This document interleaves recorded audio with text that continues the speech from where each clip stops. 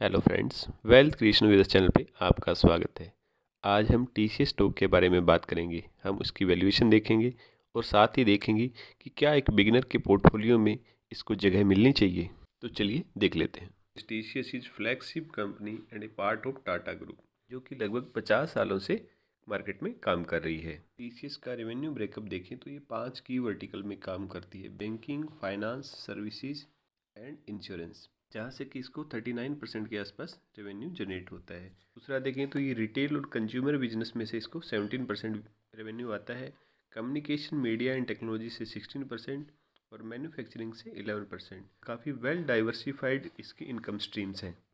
हम देखें जियोग्राफिकली ये रेवेन्यू कहाँ कहाँ से जनरेट करती है, तो लगभग 52% ये अमेरिकन क्लाइंट से रेवेन्यू जनरेशन होता है, फिर 31% यूरोप से, इंडिया से 6%, रेस्ट ऑफ वर्ल्ड से 11% रेवेन्यू इसको जनरेट होता है। तीसरा काफ़ी अच्छा खासा डिविडेंड भी आउट करती है। 70% के आसपास जो कैश जनरेट करती है उसको डिविडेंड के रूप में कंपनी दे देती है। एम्प्लॉय बेस टीचर्स का काफ़ी बड़ा है, लगभग 4.5 लाख लोग एम्प्लॉयज़ में काम करते हैं, जिसमें से 37% इसमें वोमेन है। कंपनी की मार्केट कैप देखें तो 13 लाख करोड़ है। करंट प्राइस 3638 रुपये है, जो कि P30.4 है। डिविडेंड कंपनी 1.32% का दे रही है, क्योंकि आरओसी और आरओई 40% से अबव है।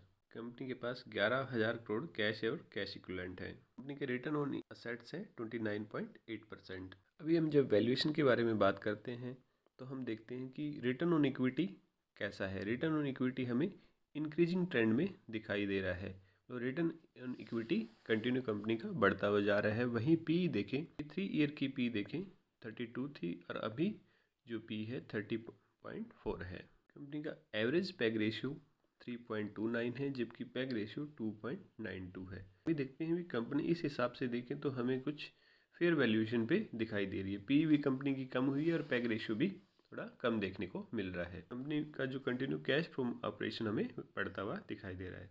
इसी तरह हम सेल ग्रोथ की बात करें तो 7 ईयर की 11% थी, 5 ईयर की 13, 3 ईयर में भी 12.8 और लास्ट ईयर की सेल ग्रोथ देखें तो 16.6% है। तो सेल्स ग्रोथ भी अच्छी खासी कंपनी दिखा रही है। हम देखते हैं कि प्रीवियस क्वार्टर की जो सेल रही थी वो थी 59,162 करोड़। लेटेस्ट क्वार्टर की जो सेल थी वो थी 593.81 की, और अभी रिसेंट क्वार्टर में जो सितंबर क्वार्टर का रिजल्ट आने वाला है उसमें मार्केट एक्सपेक्ट कर रही है वो 64,500 करोड़ की सेल एक्सपेक्ट कर रही है। हम लोग अच्छे खासा सेल में ग्रोथ देखने को मिल सकता है एज पर एक्सपेक्टेशन। इसमें भी हमें काफ़ी अच्छा हुआ ईपीएस बढ़ता हुआ नज़र आ रहा है। जैसे प्रीवियस क्वार्टर का 31 था, 30 था और अभी 41 का ईपीएस हमें नज़र आ रहा है।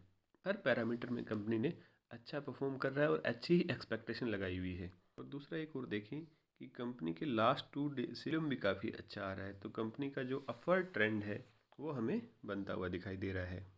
क्वार्टर ऑन क्वार्टर सेल देखें तो बिल्कुल हमें इंक्रीजिंग ट्रेंड में दिखाई देता है। इसी तरह ऑपरेटिंग प्रॉफिट मार्जिन में थोड़ी सी गिरावट आई थी, क्योंकि अभी देखा है कि यूएसए में जो स्लो डाउन चल रही है और बैंकिंग क्राइसिस कुछ नज़र आ रहा था, उस वजह से यहाँ पे हमें ऑपरेटिंग प्रॉफिट मार्जिन्स में कुछ गिरावट देखने को मिली है। बट अभी जिस हिसाब से ईपीएस एक्सपेक्टेड है और सेल्स हैं, उससे हमें बिल्कुल इसमें इम्प्रूवमेंट दिखने के चांस हैं। कंपनी के रिटर्न देखें तो 10 ईयर में 13%, 5 ईयर में 13, 3 ईयर में 19% और 1 ईयर में 17%। तो काफ़ी कंसिस्टेंट रिटर्न कंपनी के रहे हैं, और ये भी उस केस में है जब कंपनी डिविडेंड भी अच्छा खासा डिविडेंड भी देती है। तो हमने सभी पैरामीटर देखे, काफ़ी सॉलिड हेल्दी पैरामीटर्स हैं, और इसको एक blue chip company Tata group का नाम जुड़ा हुआ है, तो कोई भी बिगनर है वो इसको अपने पोर्टफोलियो में रखने की सोच सकता है, क्योंकि उसको एक पोर्टफोलियो में स्टेबिलिटी मिलेगी, ज़्यादा अप या डाउन्स नहीं होंगे, उसका वॉलेटिलिटी उसके पोर्टफोलियो में नहीं रहेगी। काफ़ी अच्छा स्टॉक है, तो हम इसके बारे में सोच सकते हैं। Thanks for watching.